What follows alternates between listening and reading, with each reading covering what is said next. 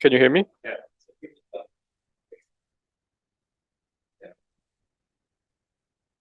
Yeah, it's good.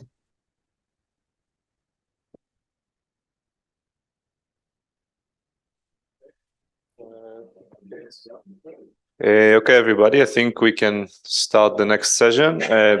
Before, just two announcements. So first, we know that some people are sick, so I hope that everyone else is well. If not, please contact us, okay? We hope to help as much as we can. And the second announcement, just to remind you that there are the panels for the experimental challenges and the theory challenges. First one is this afternoon. And if you have some questions that you would like to raise, please write in the Google Docs that are attached to the panels as they're shown in the agenda. And now we will have Theo telling us about accessing entanglement, suppressing backgrounds in semi-leptonic decay of Higgs with WW. Go ahead.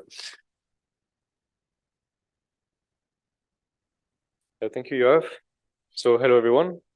So let's talk about accessing entanglement and suppressing the background in semi-leptonic H2WW. This is a phenomenology study conducted by Federica, Jay, and myself.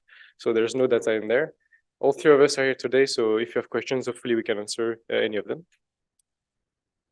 So first, let's talk about the signal. So if you remember Alan's talk from Monday, he did mention how to look at quantum entanglement in HWW, but he looked at the dileptonic decay in particular. And well, the dilepton decay is very nice because it doesn't have too much background, and you do have two leptons in the end, and we know that we can use the leptons to extract the spin information for each W. It does have the major practical problem of having two neutrinos in the final state that I've highlighted in red here. The presence of these two neutrinos have a major practical problem in that you need to be able to do the measurement. You've heard that a lot already this week. You need to be able to boost into the W's rest frames to access the spin information in that helicity basis. And if you can't reconstruct your state properly, and the neutrinos we know are kind of annoying for that with the missing energy, transverse energy, then you can't with the missing longitudinal momentum, sorry, then you can't obviously boost in those rest frames to perform the measurements. So it's a big problem for our quantum entanglement measurements. The semi-leptonic decay, on the other hand, which we're looking at, only has one neutrino in the final state, and if you use some clever tricks, you can actually perform the measurements and do the reconstruction and boost and perform the measurements that you're interested in.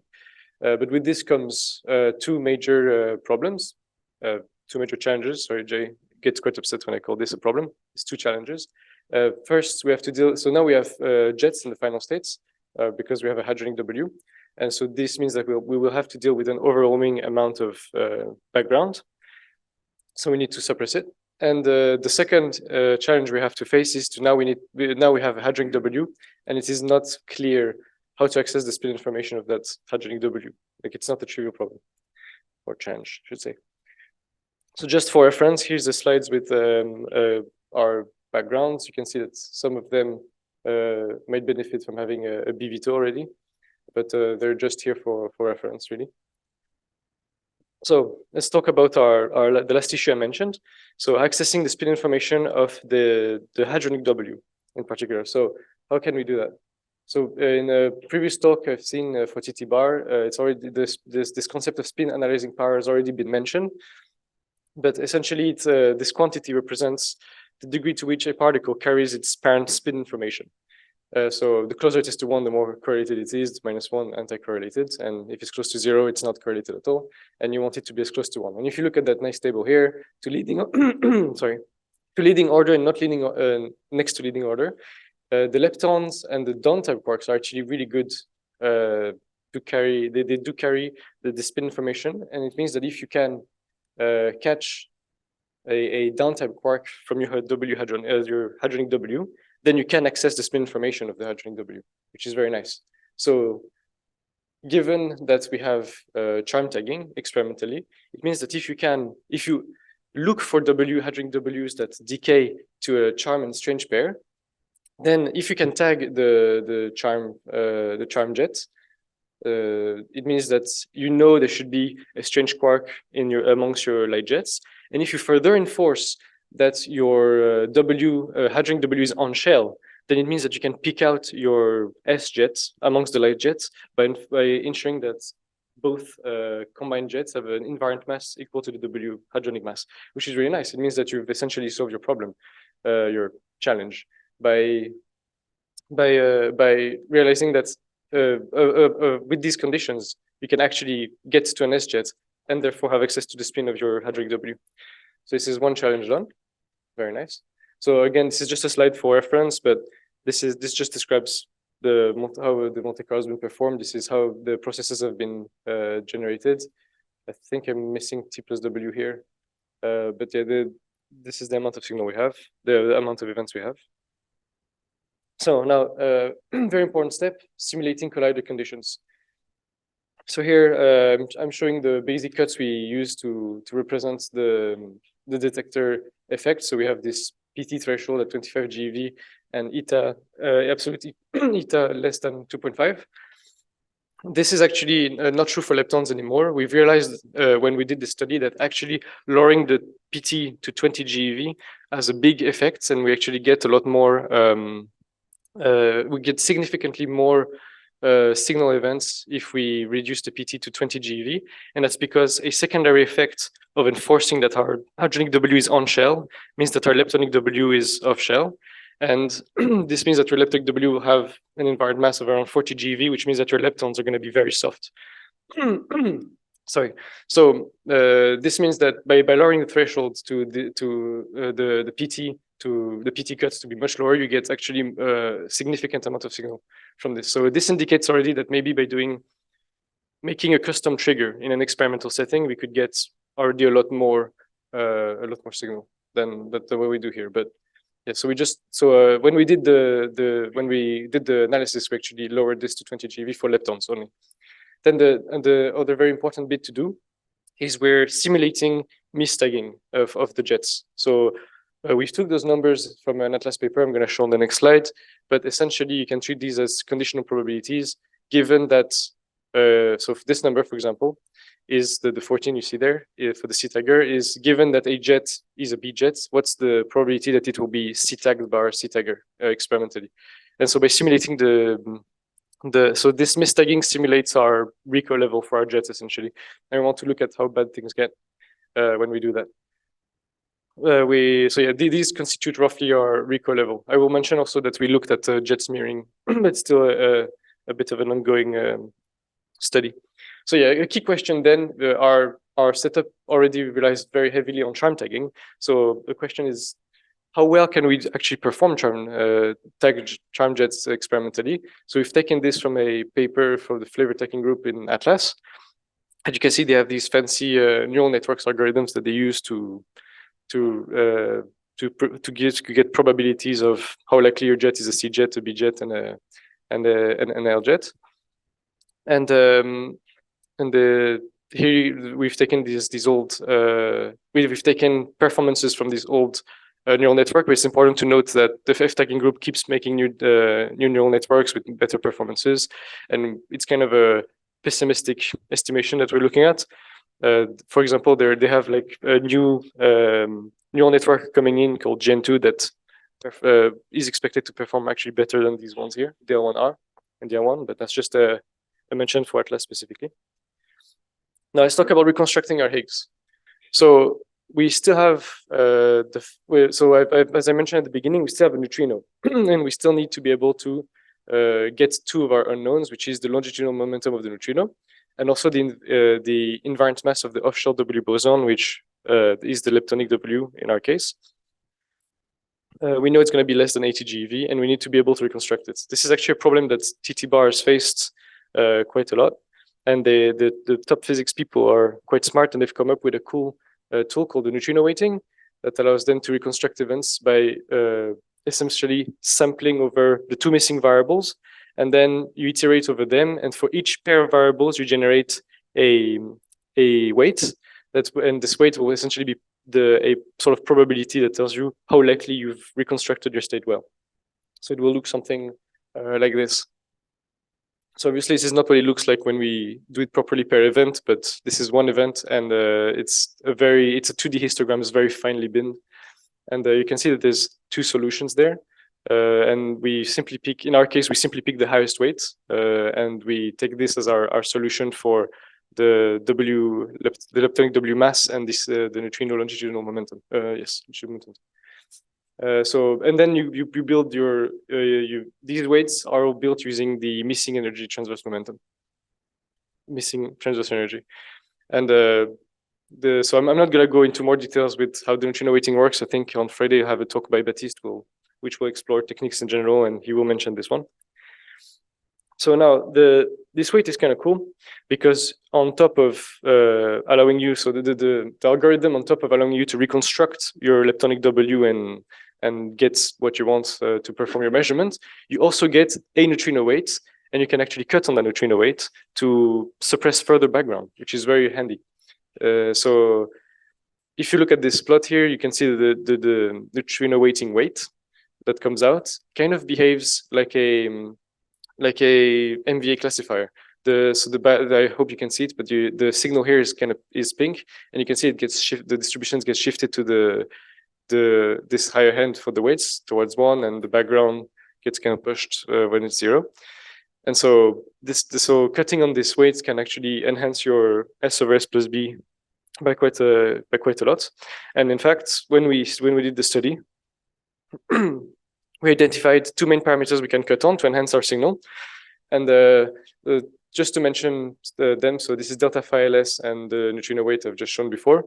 We actually do not cut on delta phi LS in this study, but we've identified it as something that has potential. But when we did our gross estimation of where we should put the cut, it turned out that delta phi LS is not as eliminates a bit too much signal for us to get nice resolution on the result.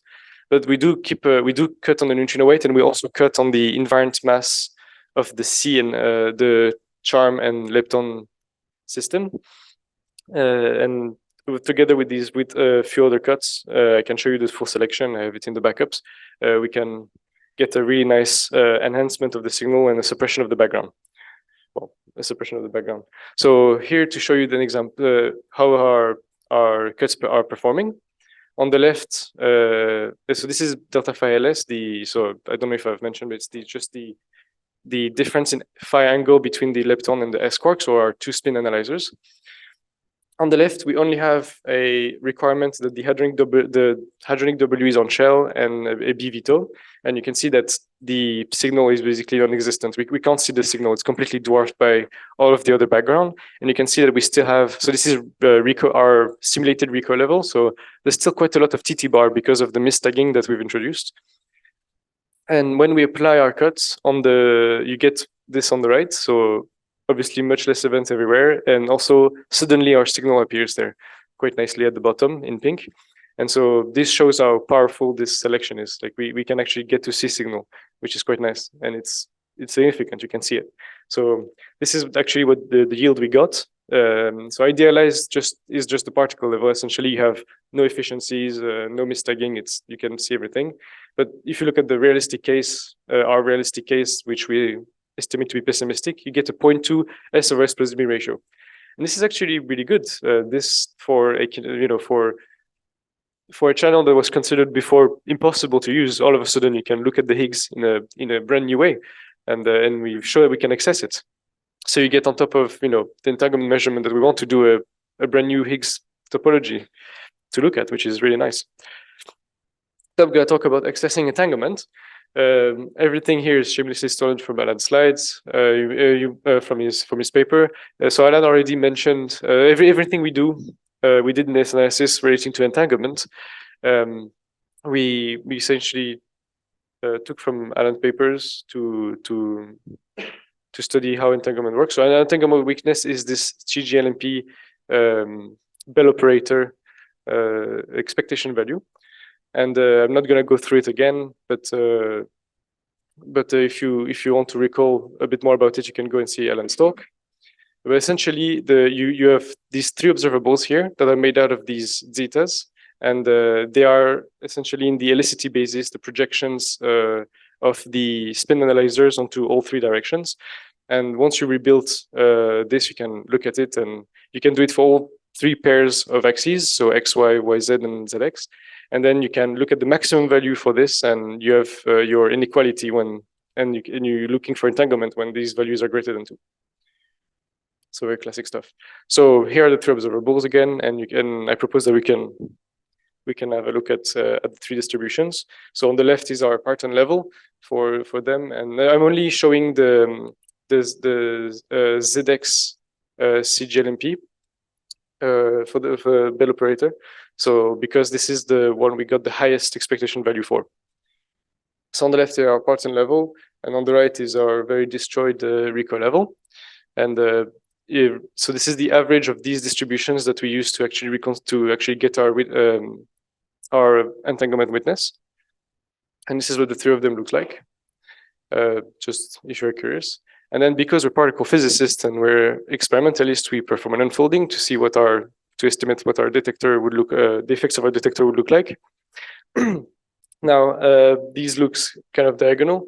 In practice, when you do a proper analysis, you would actually use some nice algorithms, maybe to change the binning and make sure that things look even more diagonal. Here, it's all done by eye. Everything in this study is very much done by eye and approximated. But during a real analysis, you would obviously go and use algorithms and proper techniques to optimize things. And you can see here that they look roughly diagonal, which is encouraging. They don't look perfect, but apparently we've seen worse, so we know we can deal with that.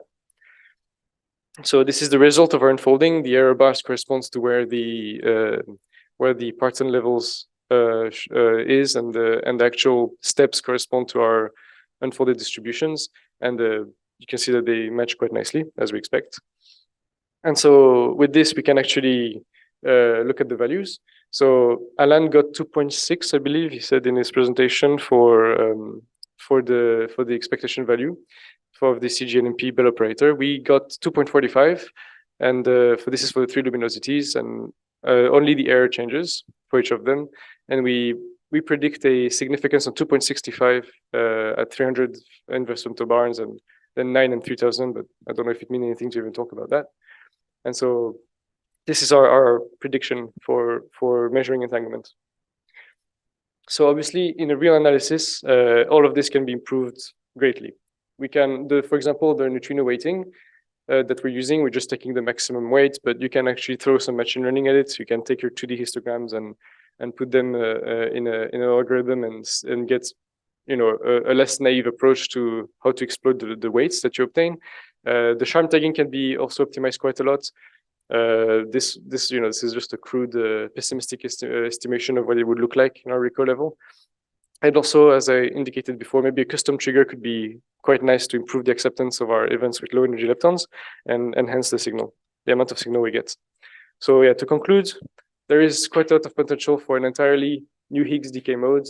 And while the entanglement in this channel is quite challenging on different aspects, all these challenges are experimental, and turns out it's the kind of thing we face and we know how to deal with. So we've seen worse before, and we think that we can do this measurement. Thank you.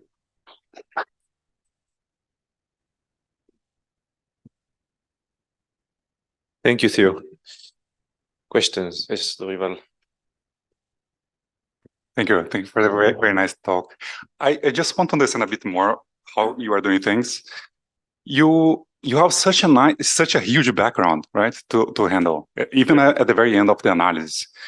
In particular, you have the W plus jets, which seems to be the dominant one. Mm-hmm. So what's the meaning of entanglement for W plus jet? Like you try to reconstruct the spin density matrix also for the background, right? You are doing at the very end, or how can you isolate? So you mean you mean these results? Right. So these don't consider the background.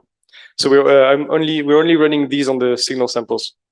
So it's only on the Higgs samples. But how do you separate it? Because your S over B is like a 0.2, right? I imagine that during a real analysis, when you have very good understanding, I mean, I'm not sure because I've never actually done analysis, but I imagine that when you actually do it, you try to subtract the background and you claim that all you have is Higgs signals, even though it's not exactly true.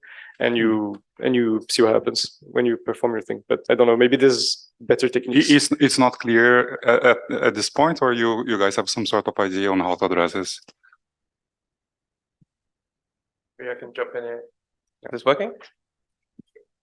Okay, swap. There we go. So this came up a bit yesterday as well. It's a good question of, in particle physics, we always assume that we can separate the processes out into these nice different things based on flavors and things like this. And it's debatable whether that's a real thing or not, but that's what we do in the generators at any rate.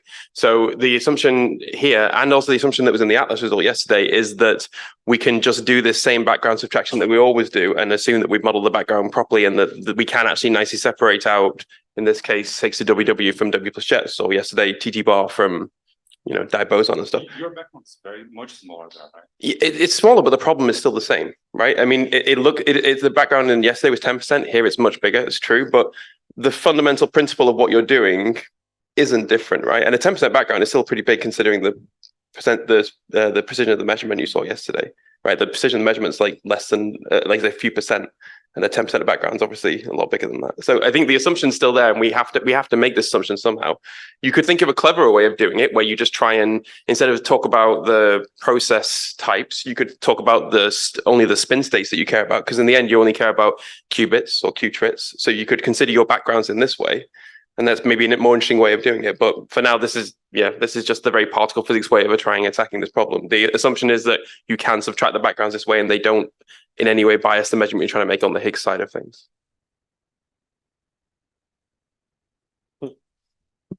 People should discuss if that's a good idea or not. Like, it's interesting. I think we have a question by Zoom, Marcel. Yeah, I was going to ask about exactly this point. Do you have any uncertainties when you calculate that significance on the background subtraction? Right, you can assume, let's assume that we can do that, and philosophically it's all sound. But then there's still an uncertainty on the normalization of W plus jets that you have to propagate through your analysis somehow. Is that done here?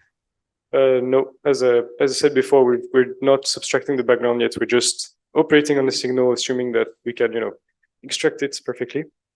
But do you have a feeling if you assign a 5 or 10% uncertainty on the background, would that destroy your significance? No, I don't think we've looked at that. Sorry. Thanks. So a general question. So what is not clear to me is which is the basic difference in the selection with respect to the standard Higgs to WW analysis. I mean, in a TT bar case in which we make the entanglement observation, you have in the phase space of MTT over the cosine of the angle, we know exactly where the entanglement is maximized. Okay. Mm-hmm.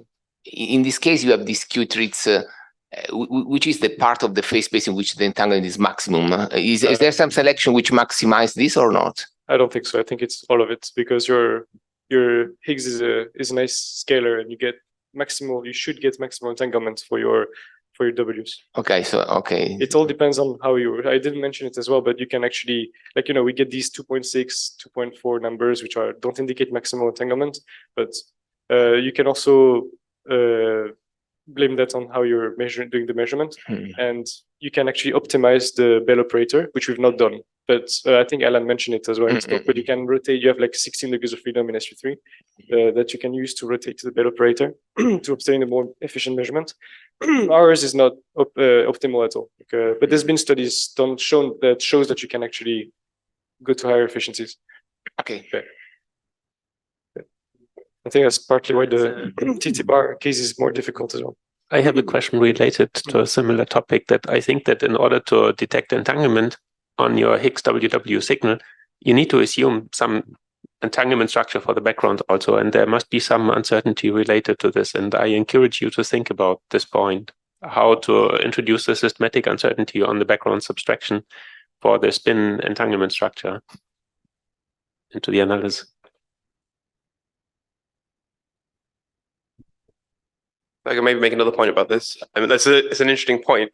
I would say that I think it's kind of hard to model the entanglement as an uncertainty in any of these things that we've done, but there are systematics that we consider on backgrounds and on signals that do very similar things. So we talked in very specifically about the toponium one yesterday. We don't have that in the Monte Carlo, but we have things that do similar things. So I think the challenge for us is to think about this as an uncertainty and think, okay, is there anything we can already do in the Monte Carlo that mimics this effect for dominant backgrounds like this? It's a good point, I think. Or someone can write a W plus jets plus many extra legs code that has some structure in it that we can play with. That would best. So in this regard, my main issue is that the W plus jets is totally different system, right? You are not entangling two Ws anymore. But so maybe if you had a dominance background like WW, then maybe you could even interpret this in terms of a spin density matrix, the same spin density matrix. But W plus jets, I don't know what you're obtaining. I cannot even understand in terms of physics what's this spin density matrix.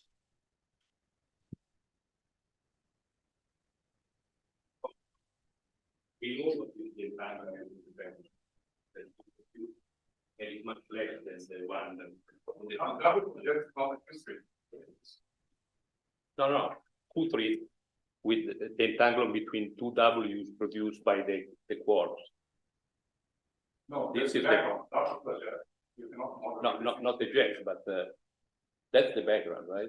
You have W's, and that has been computed. Now the other thing.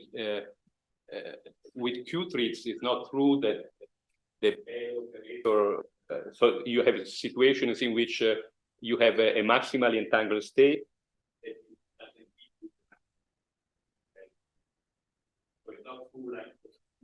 But if you have the largest value for the Bell operator, you have the maximum entanglement. So the situation is more complicated. This is the example of maximum state, lower value.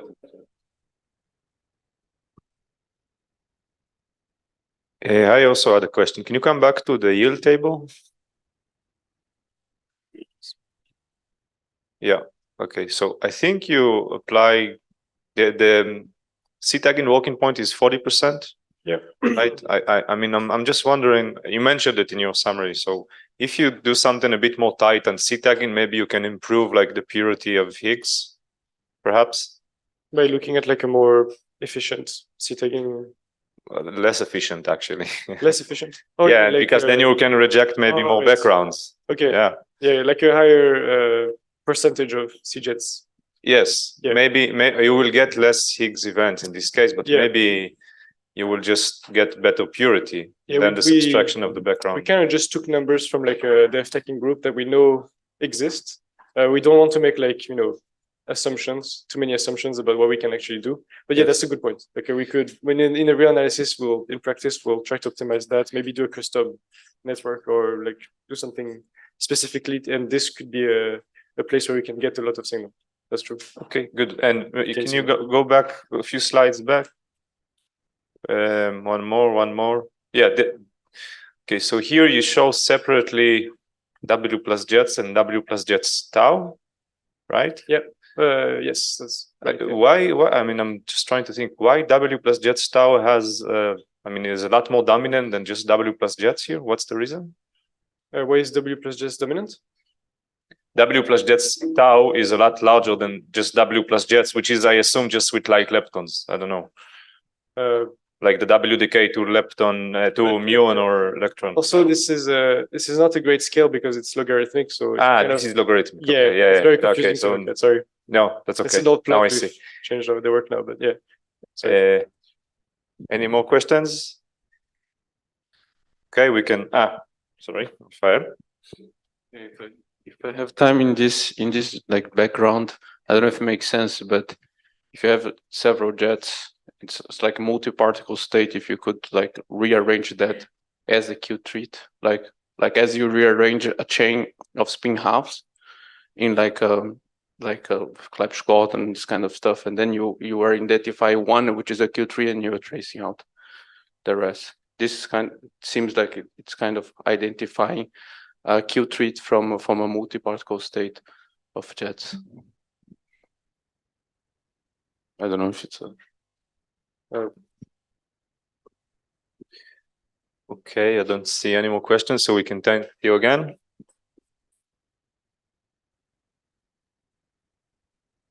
think we can move to the next talk.